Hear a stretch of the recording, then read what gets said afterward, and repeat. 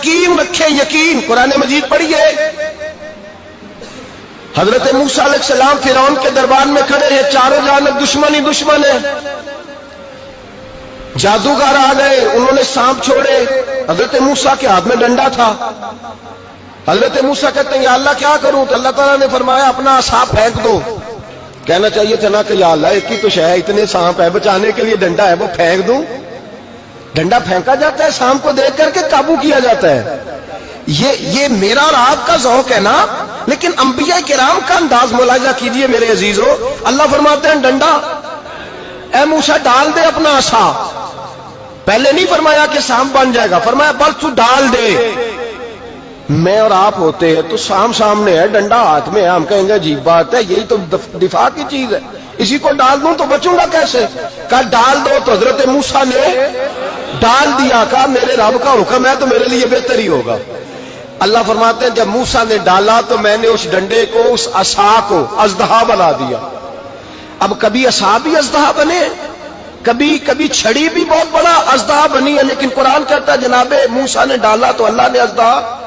بلکہ اس سے پیچھے چلیے, عورتیں کمزور یقین کی ہوتی ہیں نا. جناب موسیٰ پیدا ہوئے تو اللہ فرماتے ہیں میں نے موسیٰ کی ماں کے دل میں بات ڈالی, ماں کے دل میں صندوق میں ڈال کے تو اس کو دریا میں بہا دے. اور بھائی صندوق میں کہہ سکتے ہیں نا آکسیجن کیسے جائے گی, اور دریا میں بچے بچنے کے لیے ڈالے جاتے ہیں کہ ڈوبنے کے لیے ڈالے جاتے ہیں. ماں کے دل میں یقین کمزور نہیں تھا اماں کا. انبیاء کے ماں باپ موحد ہوتے ہیں, دین کو ماننے والے. ماں کے دل میں اللہ نے بات, اللہ قرآن میں کہتے میں نے وحی کی, میں نے القاء کیا, میں نے بات ڈالی.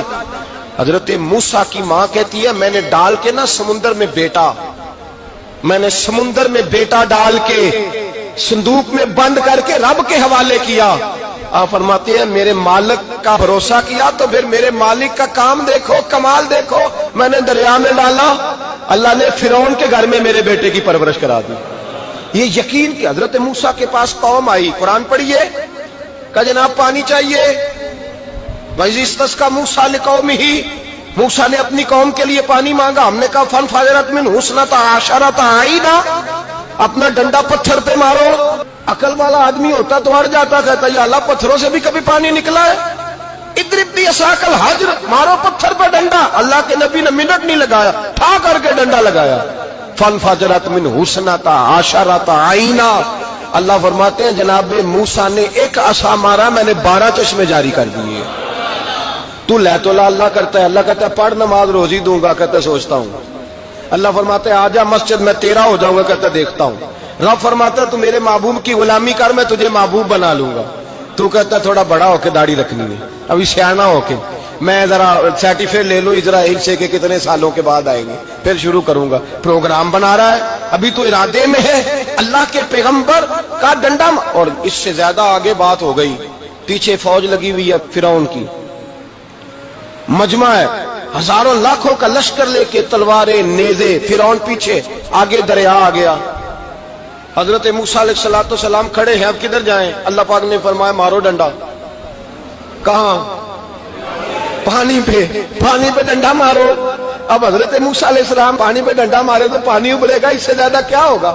پہلے پتھر پہ ڈنڈا مروایا تو پانی نکلا, اب پانی پہ ڈنڈا مروایا. فَإِذْ فَرَقْنَا بِكُمُ الْبَحْرَ فَأَنْجَيْنَاكُمْ وَأَغْرَقْنَا آلَ فِرْعَوْنَ. اللہ فرماتے ہیں موسیٰ نے پانی پہ ڈنڈا مارا تو میں نے پانی میں رستے بنا دیے. ایک جگہ ڈنڈا مارا تو پانی نکل آیا, دوسری جگہ عصا مارا تو پانی خشک ہو گیا. 12 چشمے بن گئے, 12 رستے بن گئے دریا میں سے. حضرت موسیٰ علیہ السلام گزر گئے, اور اللہ فرماتے ہیں فرعون بھی آیا تو اسے میں نے غرق کر دیا, اور وہ کھڑا دیکھتا ہی رہ گیا کہ بنا کیا ہے.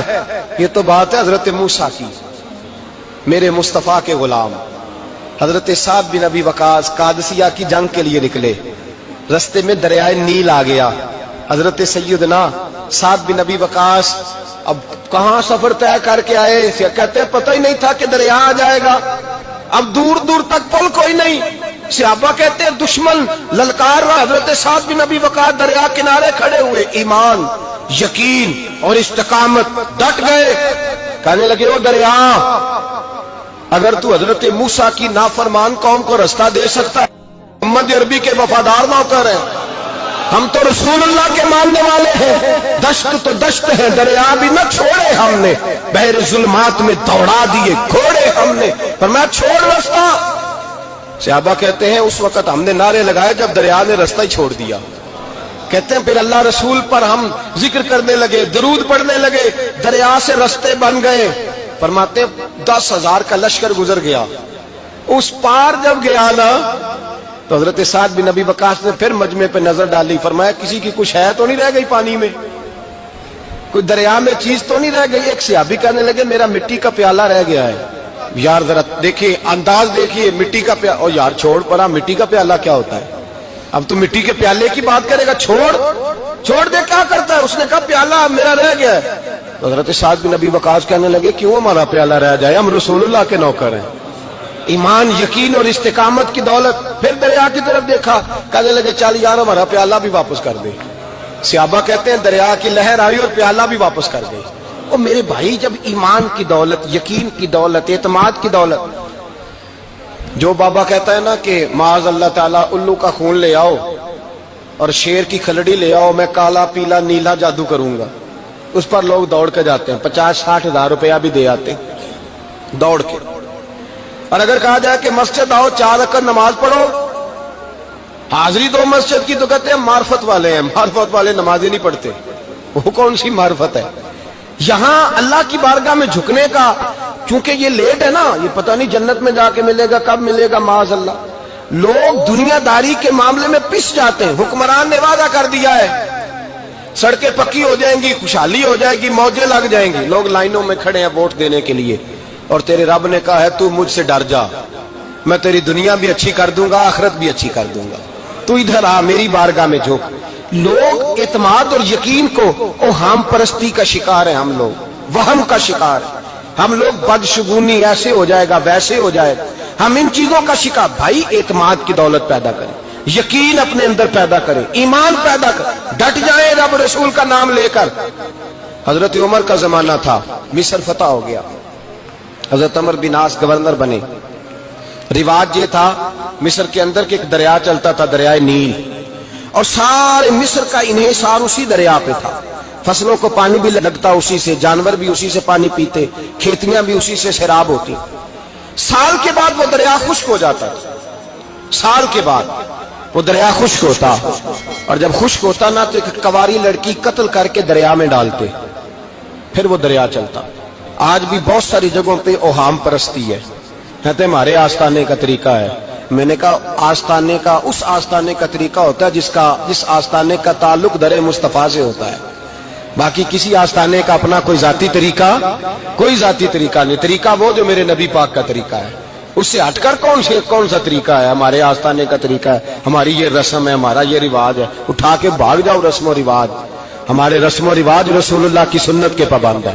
سارے بولیے صلی اللہ ہو، پھر ایک دفعہ پڑھیے درود شریف صلی اللہ ہو، 3 دفعہ کر لیں تاکہ طاقت عاد ہو جائے، صلی اللہ ہو۔ نبی پاک صلی اللہ علیہ وسلم کا طریقہ اصل طریقہ ہے۔ حضرت عمر فاروق کو جناب عمر بن عاص، اور کہتے ہیں کہ پکا طریقہ یہ تھا کہ جب تک لڑکی قتل کر کے ڈالتے نہیں تھے دریا چلتا نہیں تھا۔ حضرت عمر کو خط لکھا کہ حضور یہ معاملہ ہے، اور لوگ مجھے یہی کہتے ہیں، میں نے لوگوں کو سمجھایا ہے کہ اسلام ظلم کا حکم نہیں دیتا، ظلم کی اجازت نہیں دیتا، کیسے لڑکی قتل کی جائے؟ اب آپ بتائیں کیا کرنا ہے؟ حضرت عمر ایمان، یقین، استقامت، پہاڑ ہیں یہ لوگ۔ حضرت عمر نے 2 خط لکھے، ایک حضرت عمر بن عاص کے نام، دوسرا دریائے نیل کے نام، 2 خط لکھے۔ ایک خط لکھا دریا کے نام، ایک خط لکھا عمر بن عاص گورنر کے نام، گورنر کے نام خط لکھا تو فرمایا جتنے یہودی ہیں، عیسائی ہیں، کمزور ایمان والے، سب کو دریائے نیل پہ لے جا، اور میرا یہ دوسرا خط دریا میں ڈال دے اور سب کے سامنے ڈالنا۔ کہتے ہیں یہ خط پڑھنا چاہے تو تجھے اجازت بھی ہے، سنیے اور سر دھنیے اور سوچئے کہ اصل کمزوری کہاں آئی ہے۔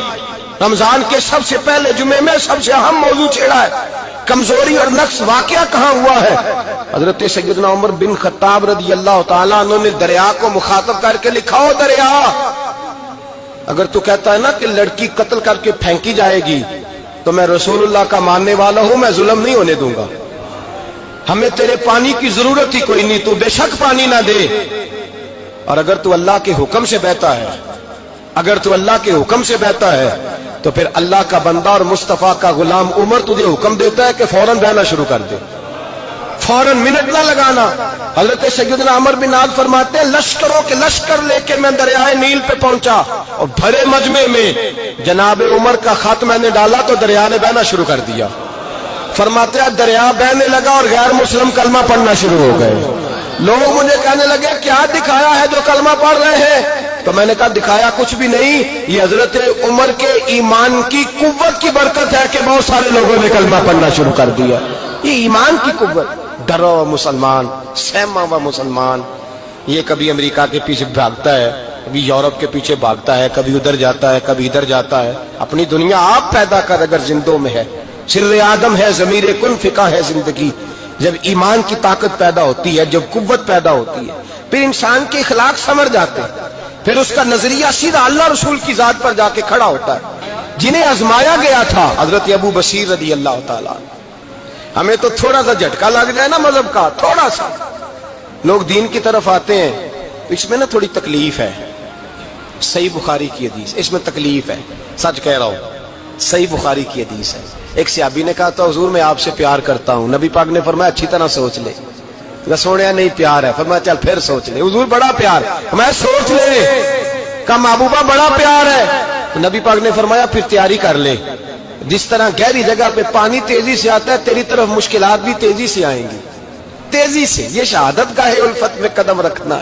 لوگ آسان سمجھتے ہیں مسلمان ہونا، ذرا اچھی طرح سوچ لے، جو مجھ سے محبت کا دعویٰ کرے گا اسے تکلیف ہے، بولو اسے تکلیف ہے، یہ پکی بات۔ جو محبت میں مخلص ہو وہ دیکھ لے میں آزمائش میں کتنا ہوں۔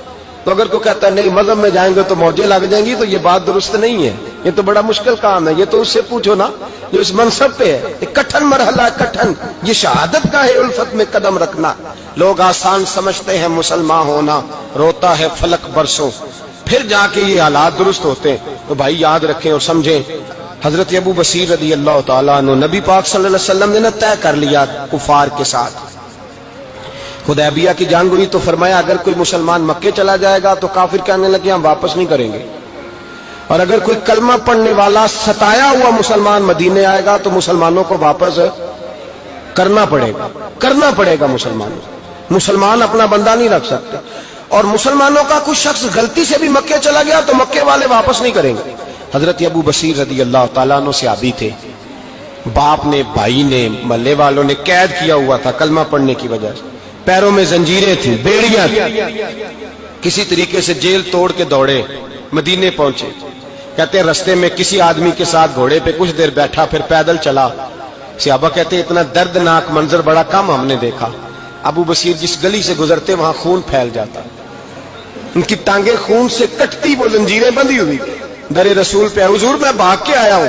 کہتے ابھی نبی پاک صلی اللہ علیہ وسلم ان کی بات سن ہی رہے تھے کہ پیچھے سے قریش کے 2 سپاہی بھی آ گئے، کہنے لگے یہ بھاگ کے آیا ہے اور آپ کا وعدہ تھا کہ آپ واپس کریں گے۔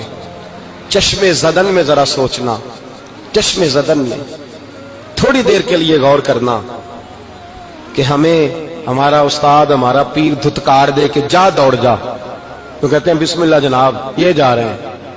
ایمان کی پختگی دیکھیں، اس نے تو ہمیں نکال ہی دیا جی، وہ کیسا بندہ ہے۔ یہاں تو کسی کے ہاں کوئی فاتحہ پڑھنے نہ جائے تو لوگ بگڑ جاتے ہیں، کہتے ہیں اس نے سلام نہیں لی، فاتحہ نہیں پڑھی، بس ختم، اس کو احساس ہی نہیں۔ حضرت سیدنا ابو بصیر سامنے کھڑے، سامنے 2 سپاہی آ گئے، ذرا دیکھیے ایمان کی پختگی، ایمان، یقین اور استقامت۔ امام بہقی نے دلائل کے اندر لکھا ہے، فرماتے ہیں نبی کریم صلی اللہ علیہ وسلم نے ان کی طرف دیکھا تو حضور کی مقدس آنکھیں آنسوؤں سے بھر گئیں۔ حضور نے فرمایا ابو بصیر تیری تکلیف مجھے نظر آ رہی ہے پر میں نے وعدہ کیا ہوا ہے، میں نے وعدہ۔ بھائی یہاں ڈٹ کے رہنا بڑا مشکل ہے، یہاں قائم رہنا بڑا کٹھن مرحلہ ہے۔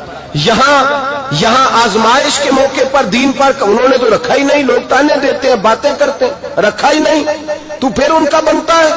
حضور نے فرمایا تجھے جانا پڑے گا۔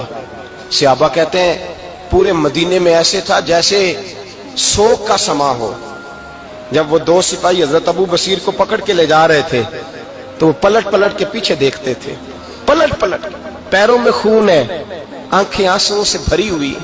فرماتے ہیں جب وہ پلٹ رہے تھے تو مدینے کی گلیاں بھی رو رہی تھی، میرے نبی پاک جب وہ آنکھوں سے اوجھل ہو گئے تو حضور بیٹھ گئے زمین پہ. نبی پاک نے رونا شروع کر دیا.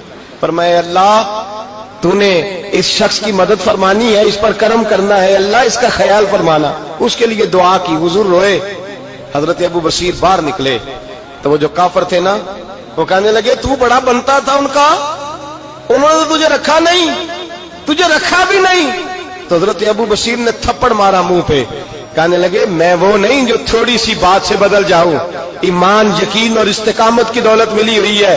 آپ فرمانے لگے میرا تو ایمان اور پختہ ہو گیا ہے کہ میرا نبی اپنے وعدوں کا بڑا پابند ہے, میرا رسول اپنے وعدوں کا بڑا پابند ہے. حضرت ابو بشیر کہتے ہیں مدینے کی سرحد گزر گئی تو میں نے کھینچی تلوار, ان میں سے ایک سپاہی, اب آؤ میرے مقابلے میں جس نے آنا.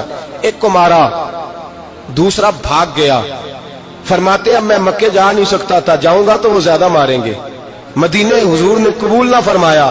فرماتے ایک جنگل میں جا کے العیس نام کی ایک بستی تھی, وہاں ڈیرا لگا لیا دریا کے کنارے. پانی پی لیتا, پتے کھا لیتا, تن تندور ہڈاں دا بالن تے اسی ہاواں نال تپایا.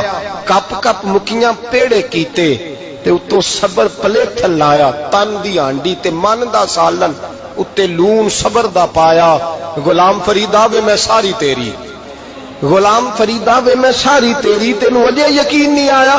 فرماتے سالوں پتے کھائے, اب جو بھی وہاں سے تنگ ہوتا وہ میرے پاس آ کے پناہ لیتا.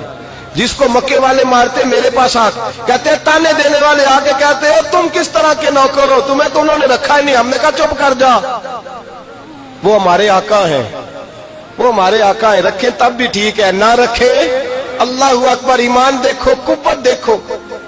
جڑیاں خصماں دی وچ رضا وسن بھاگ جاگ جاندے انہاں گولیاں دے تے میں گڈی ہتھ ڈور سجن دے, او جنج رکھے اونج رہنا ہے. واجب نہیں جے وچ شریعت مندہ خصم نو کہنا. فرمایا بس ٹھیک ہے, جس طرح حضور راضی ویسے ہی ہم راضی. حضرت ابو بصیر رضی اللہ تعالیٰ عنہ کے پاس 300 صحابہ اکٹھے ہو گئے, 300. حضرت ابو بصیر جب مدینے کی سرحد سے گزر رہے تھے نا تو نبی پاک نے ایک آواز دی تھی. فرمایا ابو بصیر ایک وقت آئے گا کہ میرا پیغام تجھ تک پہنچے گا, ایک ٹائم آئے گا. حضرت ابو بصیر سے جب کوئی کہتا نا کہ زندہ کس بات پہ ہو تو فرمانے لگے مصطفیٰ کے فرمان پہ بڑا یقین ہے, بلاوا آئے گا, مجھے بلاوا, مجھے یقین ہے کہ مجھے بلاوا, بڑی امید ہے سرکار قدموں میں بلائیں گے, اور کرم کی جب نظر ہوگی مدینے مجھے یقین ہے کہ مجھے بلاوا. حضرت ابو بشیر رضی اللہ تعالیٰ عنہ فرماتے ہیں کہ وقت گزرتا گیا, 300 لوگ اکٹھے ہو گئے.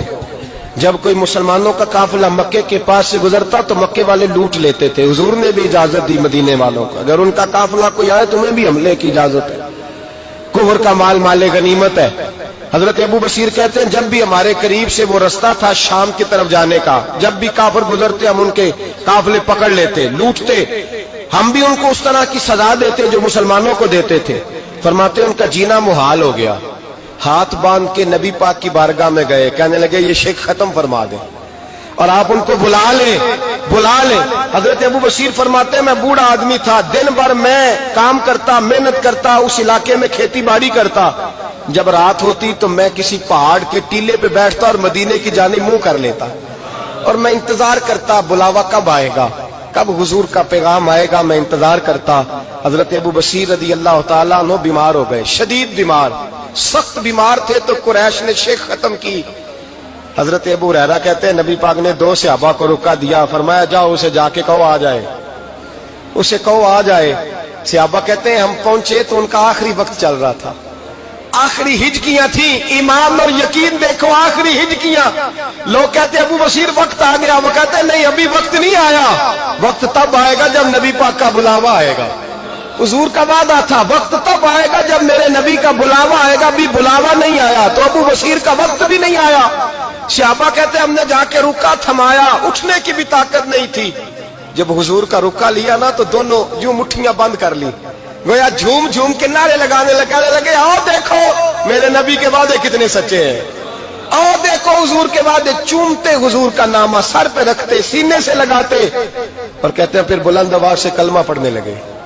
کہنے لگے حضور میں حاضر ہوا, یا رسول اللہ میں آیا, کہتے بلند آواز سے کلمہ پڑھا اور ان کی روح پرواز کر گئی، ان کی روح پرواز کر گئی۔ نبی رحمت صلی اللہ علیہ وسلم کے غلاموں کا یقین، اعتماد اتنے اعلیٰ درجے کا، کمزور مسلمان، دائیں بائیں دیکھتا مسلمان، کفر کے وعدوں پر اعتبار کرتا، یہودی عیسائی اور سکھ کے وعدوں پر اعتبار کرتا، دنیا دار ٹھگ اور چور کے وعدوں پر اعتبار کرتا، یہ رب کریم کے وعدے پر اعتبار نہیں کرتا، یہ اللہ رسول کے ساتھ اپنی توجہ کو مبذول نہیں کرتا۔ میرے رسول کریم سید عالم صلی اللہ علیہ وسلم کے غلاموں نے اعتماد کر کے، یقین کر کے ہمیں بتلایا ہے کہ جب تیرے پاس یقین کی دولت ہوتی ہے پھر تو دنیا کا طاقتور آدمی ہوتا ہے، جب تیرے پاس ایمان کی قوت ہوتی ہے تو دنیا کا سب سے مضبوط شخص ہوتا ہے۔ اپنے آپ کو مضبوط کریں، اپنے اندر ایمان کی توانائی پیدا کریں، یہ جھوٹے وعدوں پر، جھوٹی تسلیوں پہ اپنے آپ کو زندہ نہ رکھیں، نہ دیکھیں دائیں بائیں کیا ہو رہا ہے، توجہ سیدھی اللہ رسول کی جانب رکھیں۔